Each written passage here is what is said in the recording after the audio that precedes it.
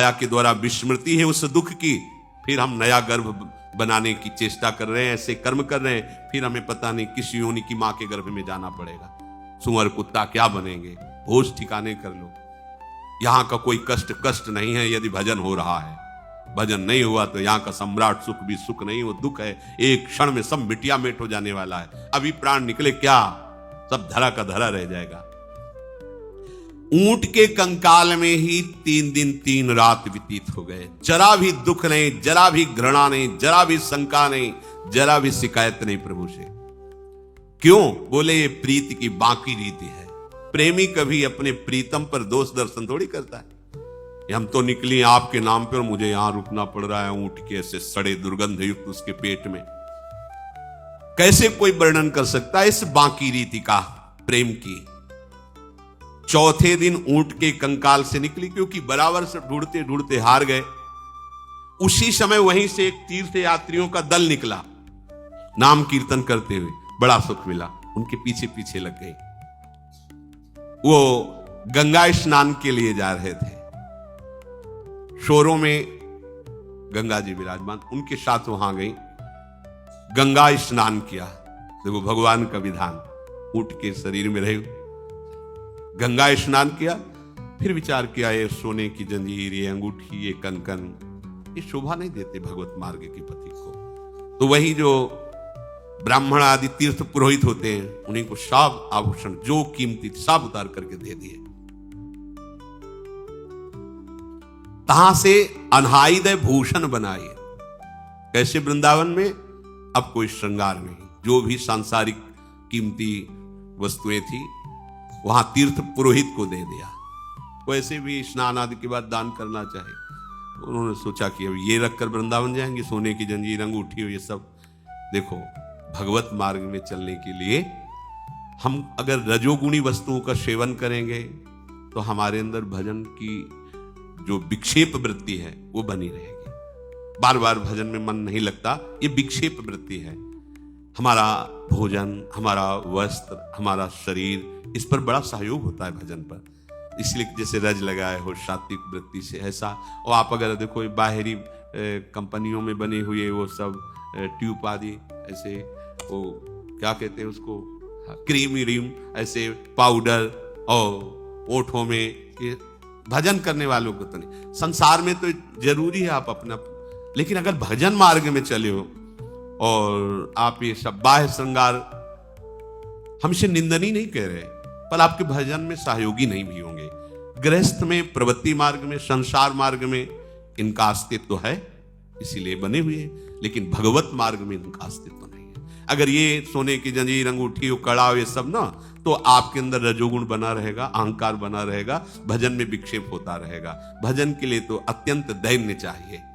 भजन के लिए तो ऐसी भी स्थिति आती है कि तिलक लगाने का भी होश नहीं रह जाता है। वो लिखंति भुजमूल तो न खलु शंख चक्रादिकम विचित्र हरि मंदिरम न रचयन्ति भालस्थले लसत तुलसी मालिकाम दधति कंठ पीठे नवा गुरुर भजन विक्रमात् इहिते महाबुद्धया। ऐसी भजन की ऊंचाई पर पहुंच गया, शरीर की शुद्धि नहीं। तो ये सोने चांदी के से आभूषणों से या अन्य प्रसाधनों से शरीर का श्रृंगार करना, ये हमारे भजन में बाधा पहुंचा देगा, क्योंकि हमें शरीर राग ही मिटाना है। बाहरी श्रृंगार में हम तो अच्छा नहीं रहेगा।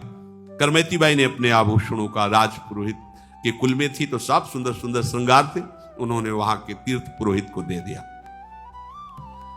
अब परशुराम जी ने विचार किया कि श्री कृष्ण की रूप माधुर्य वृंदावन बात सुनकर के वो विकल हो जाती थी, तो वो और कहीं नहीं जा सकती, वो वृंदावन ही जाएंगी। और ऐसा ही हुआ। गंगा स्नान करके वहां से पूछते हुए वृंदावन धाम की उन्होंने यात्रा की। और वृंदावन धाम में जो अच्छे आभूषण आते वही उतार देते, यहां के कपड़े भी उतार दिए। बड़े बड़े पत्ते बट वृक्ष के जैसे, ऐसे उनको ऐसे शरीर पर गीली मिट्टी ऐसे पोत ली, ऐसे लगा ली। कैसा वैराग, गजब का वैराग। पत्ते से ऐसे शरीर के स्थानों को ढक करके रात दिन भजन में लगे। वृंदावन का उस समय वास अत्यंत दुर्लभ वास, क्योंकि सिंह, भेड़िया, चीते, मच्छर, सांप, बिच्छू, ये सब अब आज तो आधुनिकता का बहुत कुछ नहीं, कहीं कोई बिजली ये सब रोड ये सब नहीं। बाहरी लोगों का तो यहाँ आना ही नहीं, जो भगवत प्रेमी हैं वही कोई कदम रख सकते थे। नहीं, वृंदावन केवल उन महापुरुषों के लिए था जो प्रिया प्रीतम के अनुराग रंग में छके हुए हैं, जिनके बस कर करवा कामरी कांधे में कुंजन माही बसे हो। ये तो अत्यंत दुर्लभ रहनी है। व्यास जी ने, परशुराम जी ने विचार किया वृंदावन ही गई होंगी, वहां से आए और मथुरा में किसी चौबे ब्राह्मण के यहां रुके, वहां पता लगाया तो उनका हाँ कुछ दिन से चर्चा में है कि एक नव युवती वृंदावन में आई हुई है और बड़े वैराग्य से रह रही है, तो उनका वो हमारी बेटी ही होगी। चल, अब वृंदावन में ऐसे खोजना थोड़ी था कि ऐसे, तो वो पेड़ों पर चढ़ उनके साथ आए और पेड़ों पर ऊपर चढ़ करके दूर दूर तक देखते। ऐसे नहीं घूम सकते थे आप, सघन वृक्षावली। जिस समय सब आचार्य कोटि के यहाँ ऐसा नहीं कि साधारण पुरुष आ सके या मनोरंजन चलो वृंदावन घूम आते, ऐसा नहीं था। कोई प्राण समर्पित करने वाला ही आता था यहाँ। और ये भी आए मथुरा के पंडा को लेकर, तो एक वृक्ष में चढ़ गए, दूर दूर तक देख लिया, फिर किसी ऊंचे वृक्ष पे चढ़ गए। ऐसे नहीं कि आप ऐसे ढूंढ लो, ऐसे घूम लो। तो एक वट वृक्ष के ऊपर चढ़े तो दिखाई दिया रज पोते हुए पूरे शरीर में ब्रह्मकुंड पर करमेती जी ध्यानस्थ विराजमान है। और ऐसा ध्यान कि आंख मुंदी हुई, आंखों से अश्रु बह रहा है। वहां की भूमि भींग गई, इतने आंसू। यहां 2-4 बूंद आंसू गिर जाए तो अपने को हम प्रेमी छपवाना चाहते हैं। वहां दशा क्या है, कितना कठोर जीवन।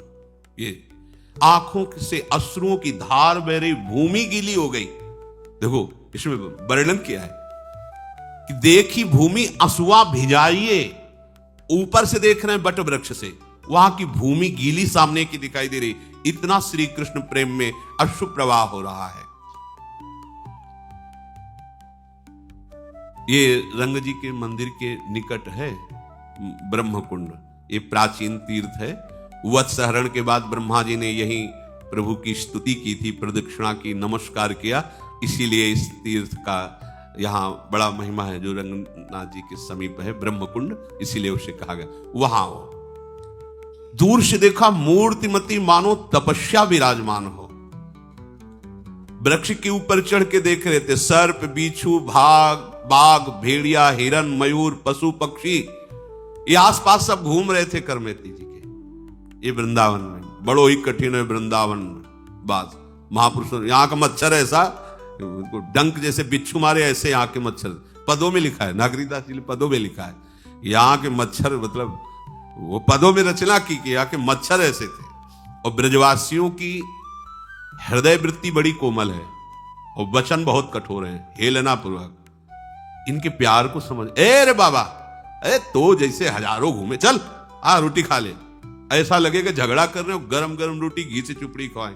इनके वचनों को जो है कभी अन्य भाव से न ले। इनकी जैसे गोपाल सहस्त्र नाम, ऐसे इनकी गालियां निकलती है मुख से। जब ये बहुत प्यार में होंगे तो 2-4 गालियां ये आपको प्रसाद में देंगे, उसे कि हमें गाली दे रहा है, ऐसा नहीं, ये प्रसाद है इनका। हेलन पूर्वक बात है, ऐसे बात करेंगे मानो झगड़ा कर रहे हैं।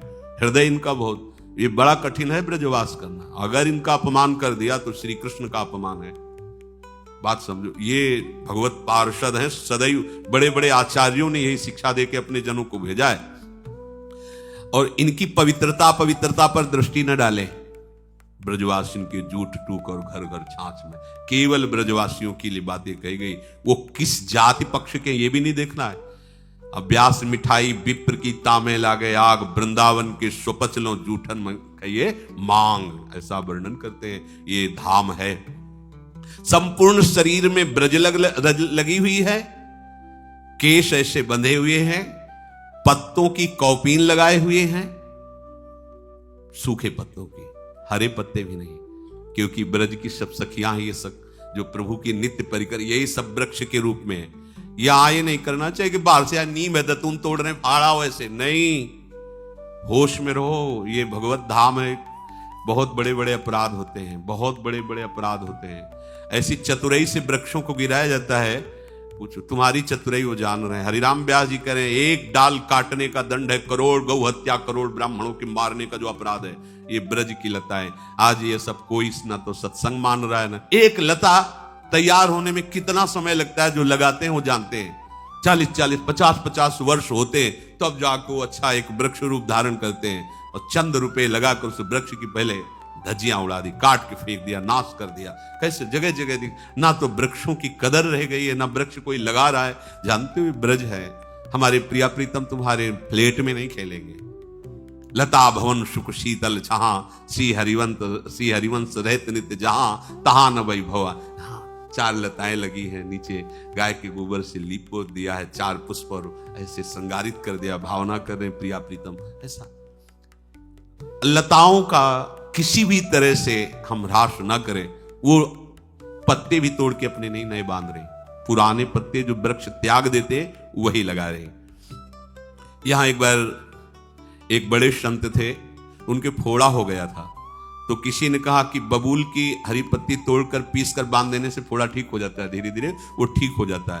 तो उन्होंने कहा कि यहाँ ब्रज 84 कोस के बाहर जाओ और कोई वृक्ष फिर उससे मांग करके लाओ। यहाँ ब्रज 84 कोस का नहीं, यहाँ का किसी भी पत्ते को भी नहीं। ये सब श्री जी के लिए है।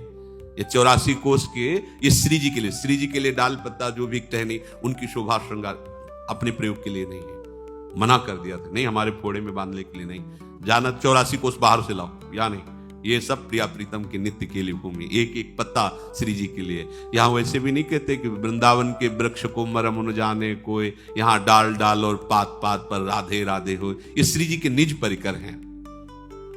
अब ऊपर से चढ़ के देखा, जबकि ब्रह्मकुंड में ध्यानस्थ करमेती जी विराज। अब तो नहीं रहा गया, चिल्ला के रो पड़े, वृक्ष से नीचे उतर करके आए।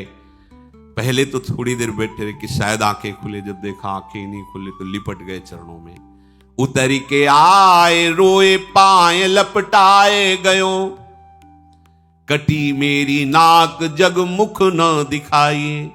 बहुत बड़े विद्वान भी हैं, भक्त भी हैं, पर भक्त की चरम अवस्था करमेती बाई की है। देखो, एक टीस तो है, तुम बिटिया हो के ऐसा कर दिए, भाग गई, हमारी तो नाक कटवा ली तुमने। ससुराल के लोग सब आए थे, गांव के, भाग गई लड़की। ये लोक में होता है ना, लोक मतलब ये जो लोक व्यवहार है, ये बड़ों को ग्रसित कर लेता है, बड़ों को। देखो इतने बड़े विद्वान हैं, इन्हीं की कृपा से, इन्हीं के संग से उसके अंदर ऐसी प्रेममयी भक्ति जागृत हुई जो बेटी है। लेकिन पिता सब कुछ जानते हुए भी लोक का इतना प्रभाव है कि यद्यपि भक्ति को जानते, भाव को जानते, तभी तो चरणों में गिरे, पर कह रहे तुमने बहुत हमारी नाक कटवा दी। सब जो राजपुरोहित थे, हमारी धाक थी, हमारे को 4 लोग दंडवत करते थे, अब 4 लोग बातें करते, नाक कटवा दी तुमने। उतरी के आए, रोए पाए लपटाए गयो, कटी मेरी नाक जग मुख न दिखाइए। चलो गृहवास करो, लोक उपहास मिटे, सासु घर जाओ मत सेवा चित लाइए। को सिंह व्याघ्र अजू बपु को विनाश करे, त्रास मेरे होत फिरी मृतक जीवाइए। बोली कही सांच बिनु भक्ति तन ऐसो जानो, जो पे जियो चाहो करो प्रीति जस गाइए। करमेती जी के पिता बट वृक्ष से उतर कर आए और करमेती जी के चरणों में लिपट गए। उन्होंने आंख खोली, देखा पिता। बोली बेटी, ऐसे छिप कर भाग आना, तुम्हारा तुम जानते हो मुंह दिखाने लायक नहीं रहे। जिधर से इन्हीं की बेटी भाग गई, नाक कटवा ली आपने। मैं मुख दिखाने योग्य नहीं रह गया, एक बार चलो तुम। संसार में मेरी हंसी हो रही, मेरी निंदा हो रही, तुम चलोगी तो शांत हो जाएगी। ससुराल मत जाना, घर में रहकर, घर में ठाकुर सेवा है, खूब ठाकुर सेवा करो, भजन करो। और बात समझो, ये वन है, कोई बाघ सिंह तुम्हारे शरीर को नष्ट कर सकता है। मुझे इस बात का बड़ा डर लग रहा है। सासू के यहां मत जाना, ससुराल मत जाना, हमारे यहां ही रहना, अपने घर में रहना, ठाकुर जी का भजन करना, पर यहां से चलो। तुम्हारी मां तो ऐसा लग रहा है नहीं जाओगी तो मर ही जाएगी, जीवन दान दो उनको, चलो।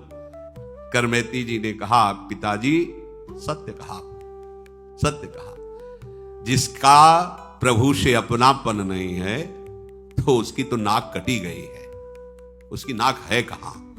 वो तो जीवित मुर्दे के समान, जिन हरि भगत हृदय ने यानी जीवित सौ समान थे। वो मुंह दिखाने लायक भी नहीं जिसके हृदय में भगवत प्रेम नहीं। वो समझते थे कि बेटी है हमारे उपदेश का, अब प्रभाव पड़ेगा। नहीं नहीं, अब तो ऐसा रंग चढ़ गया, अब किसी का और रंग, इस श्याम सुंदर का रंग जिसके ऊपर चढ़ गया फिर कोई रंग नहीं चढ़ता। वैसे भी कारी कांवर पर कोई दूसरा रंग अपना प्रभाव नहीं दिखा पाता। आप जीवन चाहते हैं तो मैं जो कहती हूं करो, प्रभु का यशगान, प्रभु का नाम कीर्तन, ये बात छोड़ो आप ऐसे भक्त होकर कि संसार में अब हम मुंह दिखाने लायक नहीं रहे। हृदय में जब प्रभु से अपनापन हो जाता है तो ठीक उत्तर देने में कोई भक्त कहीं भी नहीं हिचकिचाता। हिरण्यकश्यप से नहीं हिचकिचा रहे, 5 वर्ष के बालक है प्रहलाद जी। परशुराम जी कह रहे हैं कि मैं राजा का पुरोहित हूं, इतनी भारी प्रतिष्ठा समाज में है और तुम यहां भाग के चले आई हो, जानती हो हमारी क्या दशा हो गई है। किसके लिए रो रहे हैं? किसके लिए रो रहे हैं? बड़े विद्वान हैं, भगत है, किसके लिए रो रहे हैं? प्रतिष्ठा के लिए रो रहे हैं। मतलब आप देखो, जैसे घर परिवार के लोग होते हैं, आप बहुत सुख सुविधा सब दो तो फिर वो पूछते हैं, देखो तुम ठीक से रहा करो, अगर तुम्हें कुछ हो गया तो हमारा क्या होगा। सूक्ष्मता से बात पकड़ना। देखो इनको, बहुत विद्वान हैं, भगत हैं, महापुरुष, हमारी प्रतिष्ठा धूल धूसरित हो गई। किसके लिए रो रहे हैं? किसके लिए पैर पड़ रहे हैं? बेटी आज मैं निहाल हो गया तुम्हारी जैसी बेटी पाके, क्योंकि शास्त्र का ज्ञान इनको है। तुम भगवान की ऐसी भक्ता, अब मुझे कोई परवाह नहीं, पर तुम्हारे शरीर को इस स्थिति में देखकर मुझे कष्ट हो रहा है कि तुम्हारे शरीर को ऐसी पीड़ा ना, कितनी सुकुमारता से पली तो थोड़ी बात समझ में आवे कि चलो एक भी शब्द, भय दिखा रहे कि व्याघ्र सिंह हो सब तुम्हें खा जाएंगे, चलो तुम्हारी माता जीवित हो जाएगी, हमारी इज्जत बच जाएगी। यही हाल संसार का है, यही हाल है। कहीं तुम कटी नाक, कटे जो पे होए को। करवेती जी का तुम्हें नाक है ही नहीं तो कटे। कह रही है यही बात खास, ये बहुत गंभीर विषय है, गंभीर बात है। कह रहे तुम कह रहे हो नाक कट गई, तुम्हें तो नाक ही नहीं थी तो कटी क्या? नाक जानते हो कैसे कहते हैं? भगवान के प्रेम को नाक कहते हैं। तुम्हारे है ही नहीं भगवत प्रेम, तुम्हें तो नाक कट गई। बुद्धि बड़ी, चतुराई बड़ी, सुख सुंदरता तन सो लपटी है। मान बड़ो, धन धाम बड़ो, यस कीरत हु जग में प्रगटी है। झूमत द्वार गजेंद्र हजार, सुरेश ते कचुनाई घटी है। तुलसी का राम स्नेह बिना मानो सुंदर नारी की नाक कटी है। अगर भक्ति नहीं है तो नक कटा तो वैसे ही हो, तुम्हारी नाक ही नहीं तो क्या तुम्हारी नाक कटेगी। कहीं तुम कटी नाक कटे जो पे होए कहूं, नाक एक भक्ति नाक लोक में न पाइए। बरस 50 लग विषय ही में वास कियो, तऊ ना उदास